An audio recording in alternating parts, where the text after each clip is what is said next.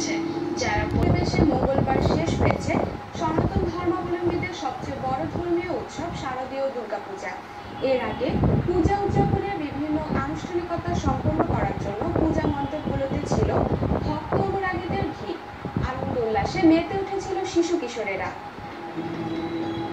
দেবী দুর্গার বোধনের মধ্য দিয়ে শুক্রবার থেকে শুরু হয়েছিল সনাতন ধর্মাবলম্বীদের সবচেয়ে বড় উৎসব দুর্গাপূজা।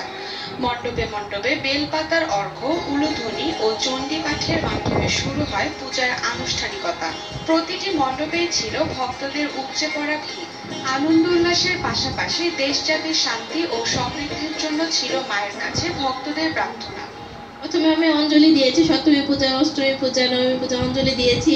ঠাকুরের কাছে প্রার্থনা করেছি সবার জন্য, সবার জন্য রোগমুক্ত এবং দেশের জন্য পরিস্থিতি ভালো থাকে। এবারও অনেক বাচ্চারা হাসি খুশি ভাবে এখানে আসছে এবং এই প্রতিমা দেখছে, হই হুল্লোড় করছে, অঞ্জলি নিচ্ছে।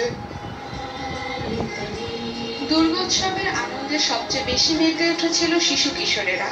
পরিবার ও বন্ধুদের সাথে বিভিন্ন মণ্ডপে ছিল তাদের বিচরণ। আনন্দ উল্লাসের পাশাপাশি দুর্গত নাশিনী দেবী দুর্গার কাছে ছিল তাদের মনোবাসনা পূরণের আকুতি।